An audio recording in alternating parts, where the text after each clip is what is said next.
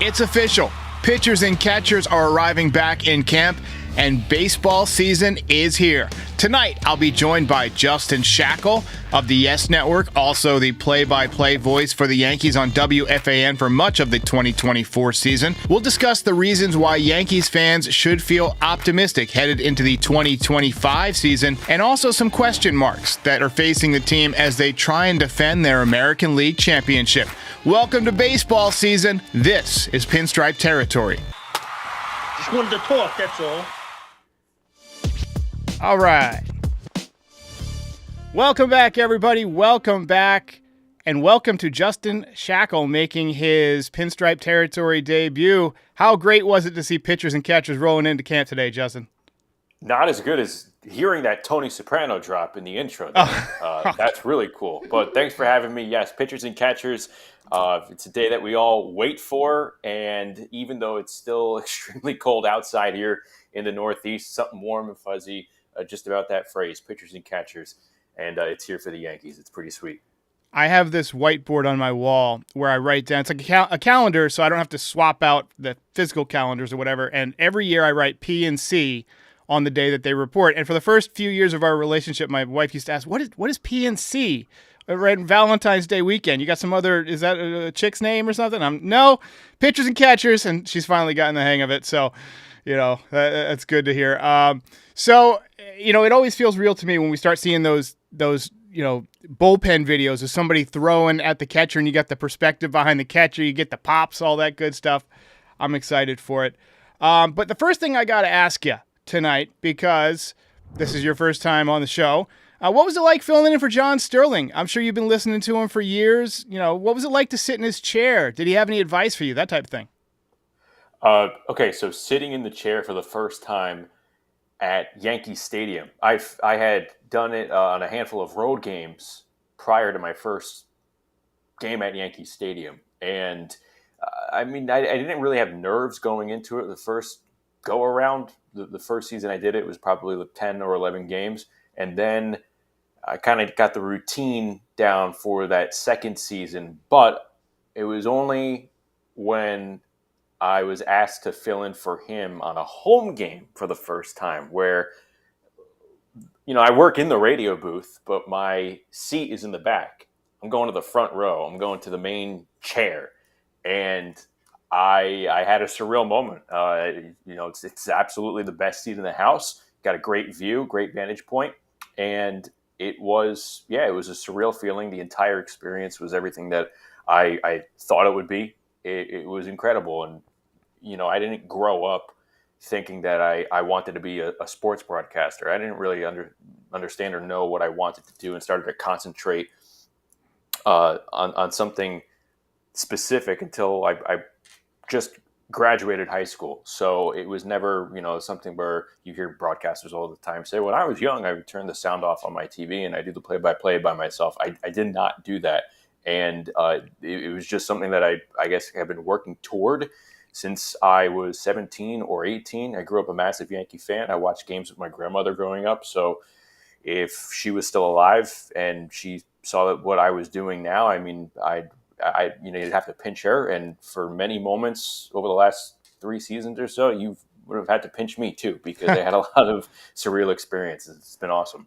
That is awesome, man. I didn't know what I wanted to do either. Podcasting didn't even exist when I was growing up, right? I started this when I was 37 years old, and I feel like, okay, all right, I found my thing. Okay, we're good now. So it's always a good feeling, and we love having you in the booth, and we hope that you get, some more time in there. I know they got Dave Sims and all that stuff, but what was it like sitting next to Susan Waldman? She seems like a card.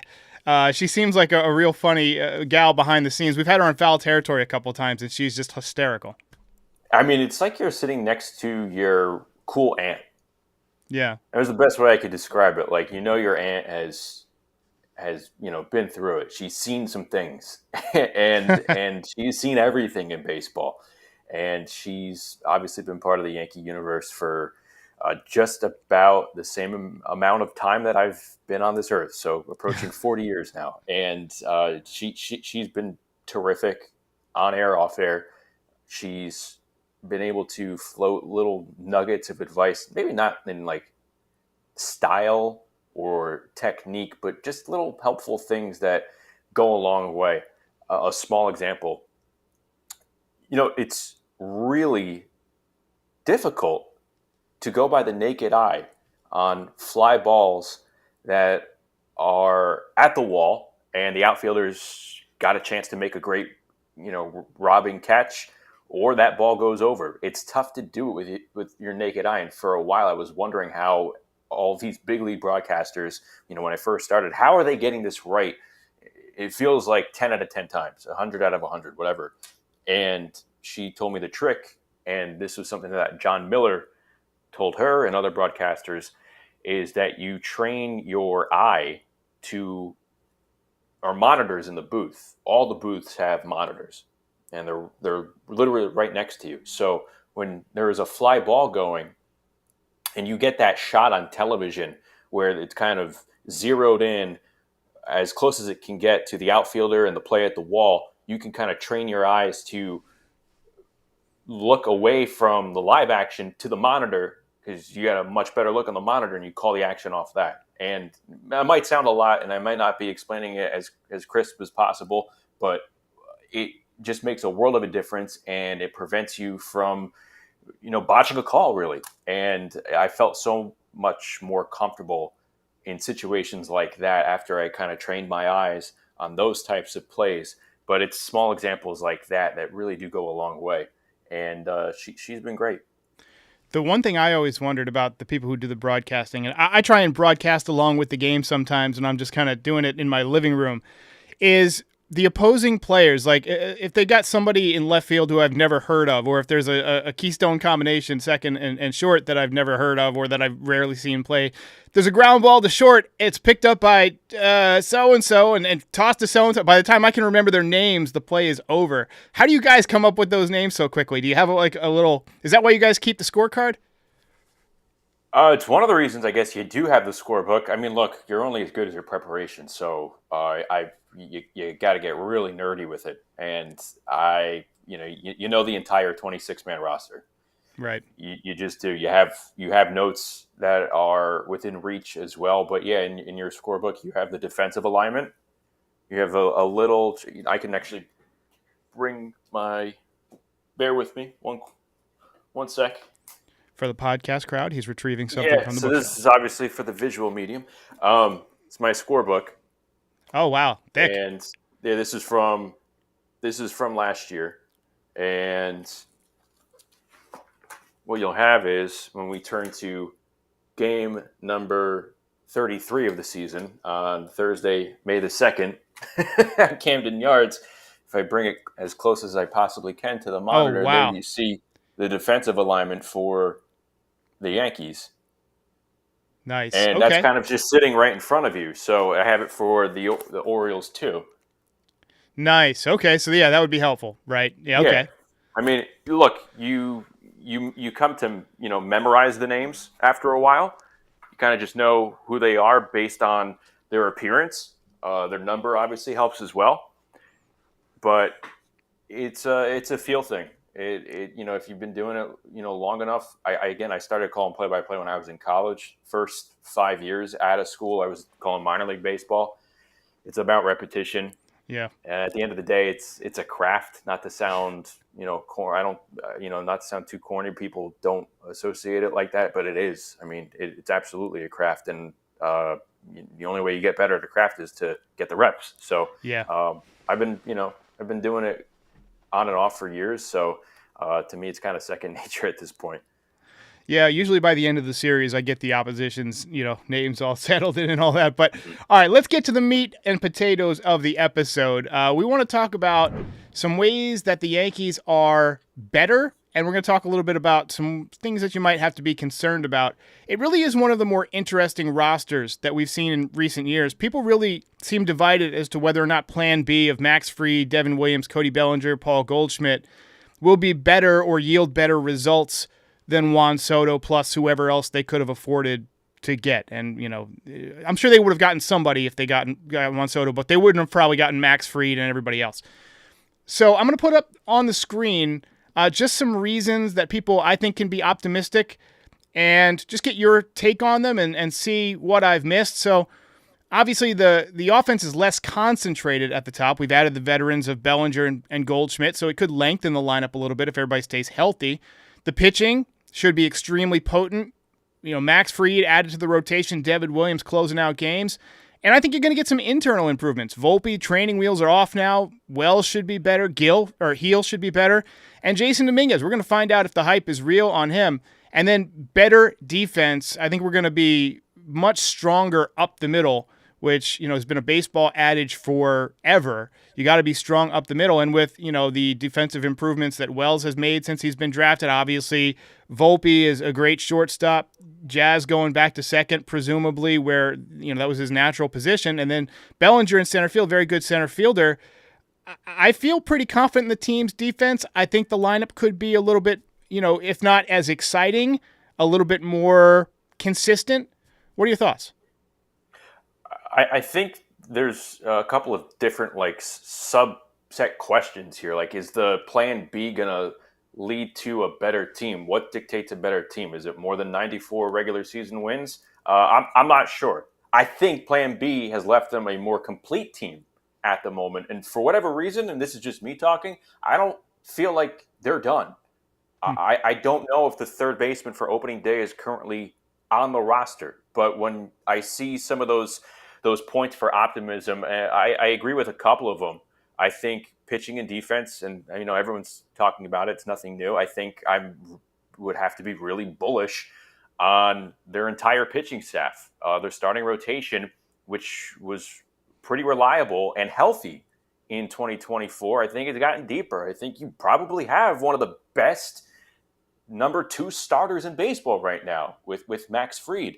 And the bullpen, everybody cried about the lack of swing and miss last year. I think there was a little bit more than met the eye last year, but overall, you can't deny that they brought that in this year. And they brought down lockdown arms for those late innings. And I think that's an improved area. The defense, this is the one that stands out to me the most. Players are in their natural positions. Yes. I don't think that can be underscored enough. I think too many teams around the league for the last couple of years, they really got comfortable with this plug-and-play concept because you're a pro baseball player. You're talented enough to play a bunch of different positions. Ideally, you want to be able to move around and shuffle and do it seamlessly. If you're taking a look at the Yankees, look, not everybody is Cody Bellinger. Not everybody is athletic as him. They've returned most of these players to their natural positions. I think that's a huge payoff. I think it's going to lead to better results. I think it's going to help the pitchers even more. So they emphasize pitching and defense in that plan B after Juan Soto went to the Mets. And I think between those two, I mean, they're going to be able to have the results they want. And I think they're going to get to another level compared to last year with their pitching because of the return to natural spots defensively. Yeah, I'm excited to see better baseball, right? I feel like last year there were a lot of games where we won, but it just wasn't a clean game. There was a lot of sloppiness. There was a lot of sloppy base running, especially. I hope that in spring training they make some real effort to, get better, from a base running standpoint. I do think that this could be a very different style of team, right? I mean, last year it was basically get somebody on for Judge, let him hit a home run, whether it was Soto or whatever. I really loved the way that Volpe swung the bat the first couple of months of the season. I think there's potential that, whatever he figured out in the playoffs, right? If he can maintain that, he might be able to keep up what he did for the first couple of months of the season for at least a larger portion of the season, right? I mean, he might not hit 290 for a whole season, but if he can hit 270 and be, a pain in the ass on the bases, I mean, that's a real improvement, given what he is defensively. Jazz Chisholm, I think, a full year in Yankee Stadium, you give him those extra few months, I think he hits the extra 6 home runs and goes 30-30 or 30-40. And Jason, we saw what he did in 2023 when they first called him up. What I always tell people is that he was compared to Mickey Mantle and Mike Trout and all these guys, and he made the major leagues at 20 years old and did things that not even they did, right? So for a minute, it was like we held on to that. Maybe the hype is real. obviously last year he had some defensive problems, but your friend Susan Waldman, I heard her talking on, I believe it was WFAN. She said that she's heard that Dominguez put in a lot of work this winter on his defense and on hitting from the right side. So maybe we see that guy who's ready to take off.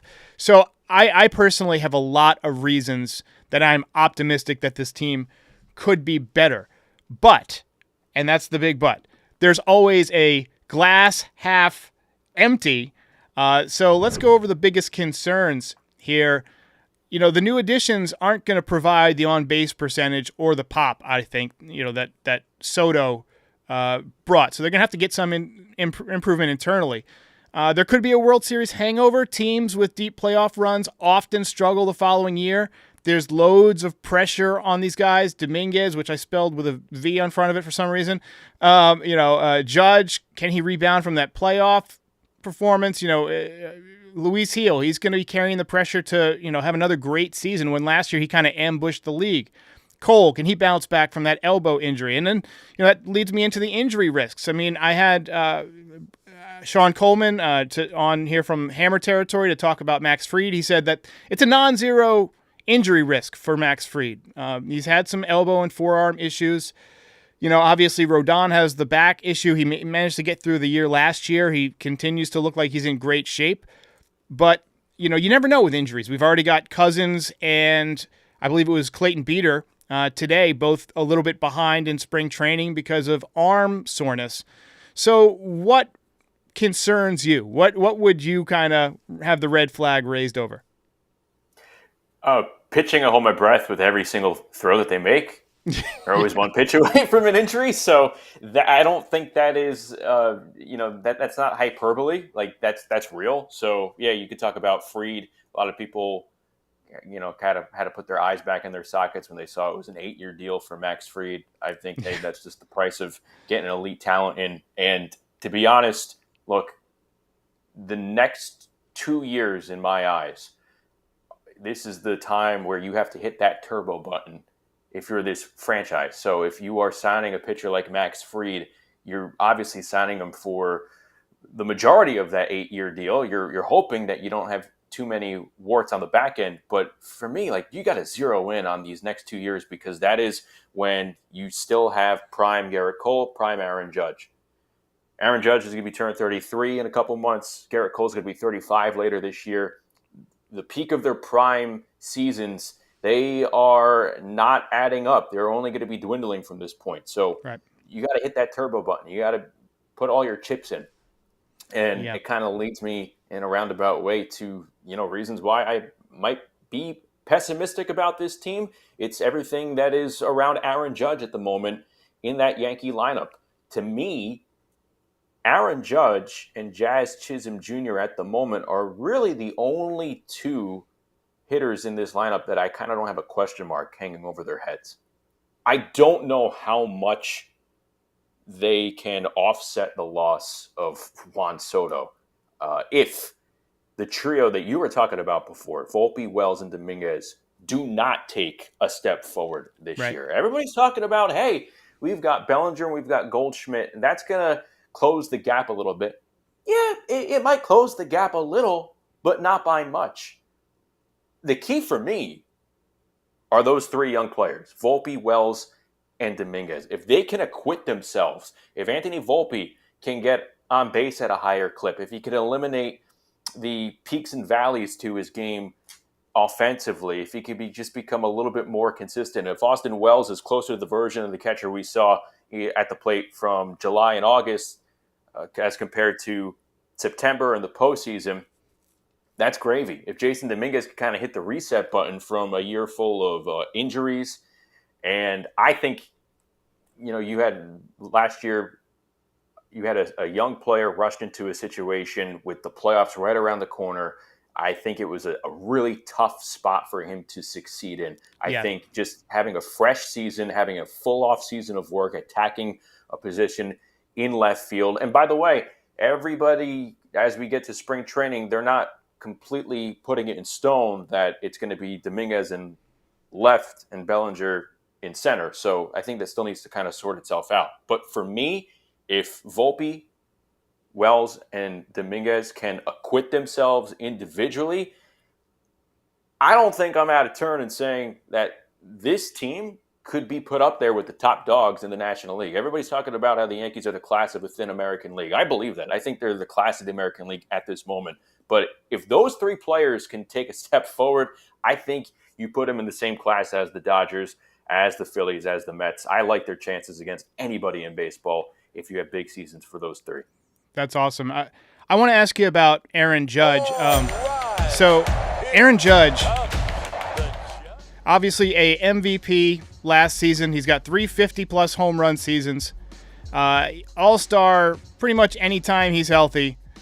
He's the captain, biggest contract in Yankees history, but tough postseason. And I feel like that is going to hang over him all season long, no matter what he does. If he hits 14 home runs in April, like A-Rod did in 2007, if he has 65 home runs headed into September, I don't care what his numbers look like. The one thing people are going to say all year is he's got to do it in October or it doesn't count. To me, the pressure on Aaron Judge this year is going to be immense because not only does he have to have a great regular season for the Yankees to get back to where they were to win that division, but he's got to be clicking on all cylinders headed into the playoffs. It's fascinating theater. It's the fun part of sport, I guess, if you're not a fan of the subject that we're talking about, because you could kind of it's like watching March Madness without a bracket. You're kind of just liberated watching sport, like great competition. Yeah, the big, fascinating, juicy question is how Aaron Judge is going to respond from that quiet October and specifically dropping that fly ball in Game 5. He talked about saying I don't think it would. I'll just to paraphrase, I won't live it down until the day. It'll be with me until the day I die. What'll wash it away? A world title. It definitely will soften the blow. So, yeah, you got to get back to that point. There's a whole lot of baseball to play, though, to return to that point. And it's going to be theater. It's going to be fascinating to see what an elite athlete is able to do in his biggest moment of adversity or on the heels of his biggest moment of adversity. That's why we're going to tune in. That's going to be one of the main storylines. People were talking to me about this and wondering what it would be like when he goes on the road and if there will be signs. And I'm like, well, you're making it sound like, he was a steroid user from 20, 25 years ago. I don't think it's going to be like that. I don't think he's going to heckle that poorly. But, yeah, if you're in this Yankee stratosphere here, you're comparing Judge right now to the legacy of Don Mattingly. Great legacy. Has his number retired, is a Yankee icon, but the common denominator with those two players is that they have 0 world championships at the moment. And unfortunately, as good of a player and as good of a human as you could be, that is the measuring stick in New York, right? So definitely still more time to go, but especially on the heels of that October, man, it's going to be fascinating theater to see what this is with Aaron Judge. Well, I hope it works out. It'll be a lot more fun if he has a revenge tour. Let's talk about the leadoff man, because we've got a few different options that have been thrown around out there. I personally am leaning towards Jason Dominguez, but Anthony Volpe, if he can recapture that guy he was for the first 63 games, I mean, honestly, impressive numbers, 290 average over those games, 803 OPS. Dominguez, 373 career minor league on-base percentage. He's super fast, yet to be caught stealing a base at the major league level. And then there's Jazz Chisholm, obviously a ton of speed, but not the on-base numbers that you would want necessarily out of a leadoff guy, although they are higher than Volpe's on-base numbers. So if you were kind of writing in the opening day lineup card right now without seeing what happens in spring training, who would be your pick? Man, it's a really tough question because I don't like any of the options right now. I'm going to be honest, and I'm not saying that those three players aren't good hitters. I just don't think at this moment their ideal leadoff fits. But you're going to have to pick someone. Someone's going to have to hit first. And as big of a proponent I am as to earning it, Jason Dominguez might be the best option. I think the Yankees they just got really quick. They jumped the shark, whatever you want to call it, with the slight hint of success offensively from Anthony Volpe in the past. It was like, all right, he's ready. Let's go. Let's put him in the leadoff spot. And again, he's proved himself to be a streaky hitter at this point. I don't think he can disagree with that. And again, it's about limiting the peaks and valleys, and the streakiness of that for a leadoff hitter. I just don't think it's sustainable until you kind of map it down and you're able to iron out whatever types of wrinkles you're carrying right now as a young big league hitter. As long as you're able to figure it out, then we can talk about the leadoff spot. For Jazz, the way the whole lineup is structured at the moment, I don't see him as a good fit. Like, he needs to kind of be in the middle of the order. Agree. Because he brings power, he brings speed. I'm really aching to see what he's able to do. Just again, being back in his natural position and having a full season and really a full off season. I know he's been in and out of Tampa at the Yankees complex, working out there. So just being at a comfort zone, I'm really curious to see what that does for him in his overall game. And I think he's a field player, a comfort player, and I think all that matters. So I don't know if I necessarily want that at the top of my lineup. So it's Dominguez at the moment, but I don't think there's a good option until someone proves and forces their way into the leadoff spot. Yeah, I go with Dominguez mainly because of his patience. Like, even though he didn't have great numbers, I felt like he had pretty good at bats, right? I mean, and especially from the right side, he didn't have a lot of hits, but I felt like he was taking pitches. He looked comfortable, so it could come. I don't think he's ever looked overmatched. Agree. You know what I mean? Agree. Like Ben Rice came up last year, and he started hot, obviously cooled off, but from pitch to pitch, like Ben Rice, high baseball IQ guy, like he didn't look overmatched. He didn't look silly. He didn't look like he didn't belong. A lot of coaches said that too. I feel the same way about Dominguez. Yeah, I mean, you could tell. I mean, some guys like Everson Pereira, you could tell when he came up, not ready, right? He probably got brought up a little bit too soon, struggled with the breaking pitch. Clint Frazier, to me, was a guy who I just never felt like he was a major league player. But certain guys, like I watch Austin Wells, and I see a major league hitter. I see major league at-bats. Even if he doesn't always have great results, he hits the ball hard. He takes pitches, like he works the count. Dominguez is one of those guys, like he's obviously got a plan up there. And that's something I want out of a leadoff hitter. And the fact that he's also got a little bit of pop is nice for the leadoff spot because, he might run into 20 home runs out of the leadoff spot. And the 370-something on-base percentage in the minor leagues is pretty impressive for a kid who, is pretty young. So I'd say 350 in the major leagues, I'd take that. I just think he needs to get out there and get as much run as possible. Like, he needs to be playing every single day. They can't start and stop with him. If it's going poorly, you have to try and ride it out for a while. And I tell you what, that kind of goes against a lot of what I've been preaching in the past, especially if you look at last season and the left field situation specifically. Like Alex Verdugo and his struggles, I think it lasted a lot longer than it needed to. Kind of the opposite here. If Jason's trying to, if he's struggling to get results, but the IQ's there, he doesn't look overmatched. Like, you got to keep riding him out there. You talked about his youth. I read something today, Derek. It really popped out at me. Jason Dominguez is younger at this moment than Travis Bazzano, the top overall pick from last year's draft. So, I mean, that puts it into context of how young he still is. So I know he's been around a while. He's been a name that people are familiar with for a while. They're really anxious to see him, take off as a young big leaguer, but you got to give him some time. I agree with you. What the hell? I'll put up my lineup. We'll just take a look what we got real quick. So I've got Dominguez. I got Judge in the number 2 spot. I'm going with Bellinger, number 3. Stanton, number 4. Give me 140 healthy games from Giancarlo Stanton, and let's see if we get a little closer to that Juan Soto home run total. You give him an extra 30 healthy games, he's going to hit 10 more home runs. I mean, it's 37. Austin Wells, I think he could have a nice bounce back year. I'm interested to see if Paul Goldschmidt's more the second half guy or more the first half guy. I have a couple of friends that watch the Cardinals pretty closely, and they said he was working on like a new swing mechanic last year in spring training, and it didn't come together until like July. so obviously that's going to hold you down. And then bottom three, Chisholm, Volpe, and I've got Peraza at the third base spot because I like his defense, and with guys like Max Fried and Carlos Rodon, lefties who are going to get the ball, on the left side. I want the best glove possible over there. But I agree with you that there's room to be made to bring in a third baseman before the end of camp. How do you like my lineup? Does this work?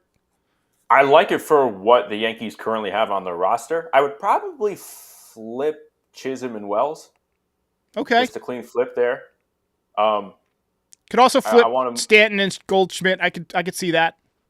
Yeah, I would leave that as is. Cool. At the moment. Again, I'm a big earn it guy. Like if Goldschmidt comes out and has a really hot April and Giancarlo isn't starting off real hot, yeah, maybe make a flip if you think it's necessary. But same thing, like for Austin Wells, like you want a bat higher, earn it, man. Yeah. And the big reason why I think, like, I agree with you.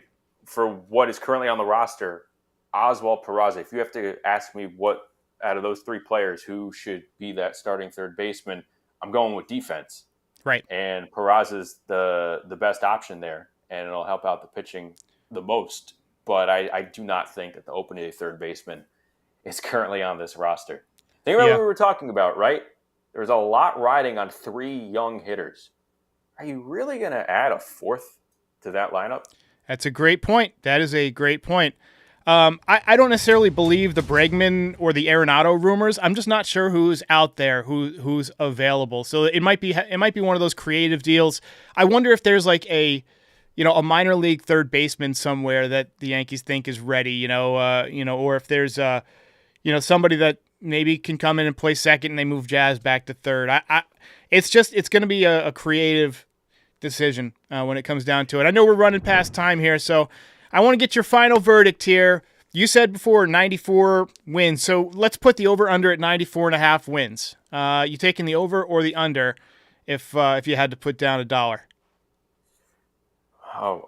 Since we're actually putting some money on the line, I'll go over. I will go over 94. I don't know by how much, but I will go somewhere between 94.5 and 100 victories. I think that they are a more complete team at this moment. I'm actually focused more on whether they're going to be tougher. I wonder what that residual effect of that World Series performance will be.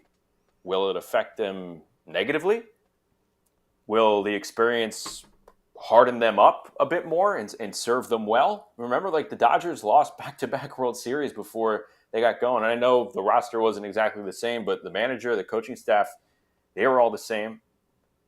Front office, mostly the same. That matters too. The Royals lost in 2014 before winning in 2015. I really am curious to see, not just Aaron Judge, this entire organization. What did last October, specifically in the World Series, what did it do to them? Did it make them harder? Did it make them tougher for the better? And if it did, look out, because this is a thin American League. And then once you get there, anything could happen. Yeah, I remember 95, the heartbreak of 95 after being up 2-0 in Seattle. You dropped 3 straight. And that spurned guys on like, David Cohn and Paul O'Neill and Bernie Williams, and they all said 95 was a big catalyst to like going into 96 hungry. Then 97, they lost to the Indians, the then Indians. There was that big home run by Sandy Alomar Jr. off of Rivera. And that was pretty much the last run he gave up for 5 years in the playoffs, something like that. So, there are things sometimes that transcend one season and can build into the next. And I'm hoping that, the combination of, the tough loss, the way they blew the lead in the 5th inning, and the subsequent hanging on the rim by the Dodgers all winter is enough to kind of push these guys. A large number of them are coming back to say, all right, let's go out and get this. I don't care who's in front of us. How do you think Juan Soto is going to do with the Mets this year? I'd be surprised if he puts up the same kind of numbers not hitting in front of Judge. I think that's the key right there. Look, Pete Alonso, good player. Francisco Lindor, good player. They're not Aaron Judge. They're just not. If you're saying that they're close, you're lying to yourself. Yeah. I don't know if you're ever going to see a season that Juan Soto had last year again in his career. Is he able to do it on a talent level, like from a talent perspective? Does he have it in him? He's obviously going to only get deeper into his prime. Yeah, he could do it. I find it hard to believe that he will. And I am more interested in seeing how he navigates right field at Citi Field. Yeah. It'll be fun to watch either way. It's going to be an interesting season of New York baseball. Justin Shackil making his debut on Pinstripe territory. Appreciate it, my guy. And welcome. Appreciate you, man. Thank you, Derek. And good luck this season on Yes. We'll hopefully have you back to celebrate the World Series. I'm going to let Justin go, and I'm going to get on with a ad from the guys at Foul Territory on 1-800-Flowers, then back to take your voicemails. Hey, Valentine's Day is coming up, and we have the recommendation for you to check out right now. Don't wait. It's 1-800-Flowers.com. This year, we're partnering with 1-800-Flowers to make sure you're a Valentine's legend with an exclusive offer for the FT fam. It's double the roses for free. When you buy 1 dozen, they're going to double your bouquet to 2 dozen roses. It's the perfect way to wow her without breaking the bank. 1-800-Flowers always delivers. Let them dominate this holiday. It's what they do best. Think about everyone in your fam that deserves some love on Valentine's Day. I sent a bouquet to my daughter at college, and it lit up her day. I also added an awesome vase to the order for her, so she's got it all. All roses from 1-800-Flowers are picked at their peak, cared for every step of the way, and shipped fresh to ensure lasting beauty. Don't wait. Think ahead this year. Make it easy and get that deal right now. When you order 1 dozen, they'll double the rose bouquet for free. That's the FT deals that we're always looking out for. Go to 1-800-Flowers.com/FT. That's 1-800-Flowers.com/FT. All right. Let's hear it for Justin Shackil. How about that guy? You know, I was honestly kind of nervous talking to him. He's one of the more high-profile guests that we've had on the show. So the first out of the gate there, I was kind of stumbling over my words a little bit. You screwed up a couple of text pieces on the screen, but overall, I think that was a success. I really enjoyed having him. But let's get to your voicemails. Hey there. What are your realistic expectations for Cody Bellinger in 2025? Realistic expectations for Cody Bellinger. That's a great question. Here's the thing about Bellinger. He's a really interesting cat. He has had some enormous seasons, MVP type seasons. Juiced ball year, I think it was, he hit 47 home runs, so we're not going to say he's going to do that again. But 2 years ago, he had over 300, 26 home runs, I believe. I really think that he's going to be closer to that guy than the guy he was last year. Last year, he had some tough break injuries, like it was, collisions and stuff like that. I really believe if he can just stay healthy and stay on the field and get into a rhythm, his swing plays perfectly for Yankee Stadium. I don't know if he's going to hit 300. I'd take 285, 25 home runs, 85 RBIs, and solid defense in center field. And to me, that's worth every penny. What's going on, Derek? Just saw the Yankees move. We got another lefty pitcher there, Tyler Matzik. And you can't really be mad at a minor league deal and hope that Blake Snell and the Yankees pitching staff can kind of tap into something there. Just looking through some of his stuff back in 2021, seemed to have a great year, obviously. 69 games with a 2.57 ERA, almost 80 strikeouts that year as well, so hopefully they can get a little bit of that coming back in to the bullpen somewhere, because we need help from the left side in the bullpen. I think Tim Hill actually might be he's our only lefty. I don't know what else they might have down in the minor leagues, but I think it might be Matzik and Hill. So either way, kind of hoping that we can tap into something there and hopefully get some nice upside. Just wanted to hear what you thought of the signing, and hopefully he makes spring training invite at least, so we get to see some of them. Well, he's been invited to spring training, so we know that. I believe we'll see him a lot in spring training. Brian Cashman and whoever the pitching analytics people are, they seem to be good at this type of thing. Remember, Ian Hamilton was a guy who hadn't pitched in a couple of years. Yankees brought him in. They seem to recognize when someone's got, enough stuff that they can work with, and it's just about keeping them healthy. Now, Chris Sale was a guy who just injuries year after year after year, and it can take some time to get healthy again. And I think, Matzik was in kind of the same situation where he's had just a bunch of injuries, but now he seems like he's fully healthy. I think this could be one of those under-the-radar Brian Cashman bullpen pieces that in July we're talking about, man, what would we be doing without Tyler Matzik? Hey, Derek, this is Richard Barnett, the snowbird from Hasbrook Heights, New Jersey, and Tampa. I'm the guy that has season tickets for spring training at Steinbrenner Field. Good home of the seats Rays. Between home plate and first base. And I have 14 season tickets there. And I had told you in the voicemail that you can come on my tab. I'd love to have you. I love your shows. And, I appreciate that. Anyway, I just sent you the update on what I have left as far as tickets are concerned. I appreciate that. So I get a lot of calls like this. Voicemails, people inviting me to, games, inviting me to different stuff. And I just wanted to take a second and play one and address it. I watch every single game from my house. I rarely travel. And I do the podcast after every single game. So I rarely get to go to games, but I appreciate all the invites. I'm so grateful to you guys who, want to extend that invitation. Best way to support me, to help me out, is tell your friends about the podcast. Get them to subscribe. If you're watching, you're having a good time, hit the like button.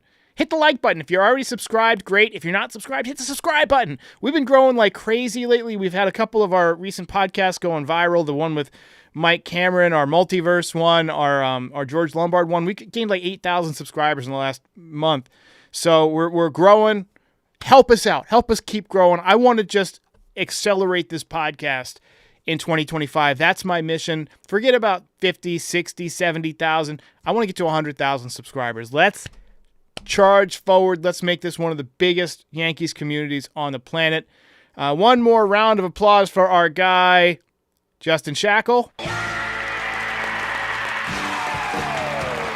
Just wanted to talk, that's all. And I will catch you guys on the flip side. We're going to have a couple of additions later this week. I'm getting a big piece to the set that will be right here. It's a ticker that's going to have all the baseball scores. It'll have the Yankees scores, stats, all sorts of stuff. It's like a gigantic LED board that will be behind me. That's coming later this week. And I've got the creme de la creme of microphones coming. The Shure MV-DB7, which is it's the microphone that Michael Jackson recorded Thriller on, but it's got like an extra little amp. It's got it's like a built-in refresh. So the Joe Rogan mic is something you might be familiar with. So that's coming on Friday. So I'm super excited. I'm going to start doing more podcasts here as we get into spring training. Keep the voicemails coming. We're going to do a lot more voicemails over the next several weeks as spring training begins. And then during the regular season, obviously, we're going to do voicemails the morning after every game. So post-game show, voicemails the morning after, and then a few times a month, interviews with interesting people like Justin Shackil. So thank you so much. Frankie says, I'm going to do a cover of Thriller. It would scare you more than any ghost could ever dare try. I appreciate it, though, Frankie. We'll catch you guys on the flip side. Hey, while I've got you here, be sure to like the video and subscribe to the channel. Pinstripe Territory is the official Yankees podcast of the Foul Territory Network. We are home to the #1 most watched MLB postgame show on YouTube since 2021. We're here after every Yankees game and for reactions to all the best news and rumors during the offseason. Be a part of the show by calling into the voicemail 718-899-1068. Try to keep it clean for me. And if you ever miss us on YouTube, be sure and subscribe on all your favorite podcast platforms. Go ahead and rate us 5 stars. It'll help other people find the show. Thanks for watching. See ya.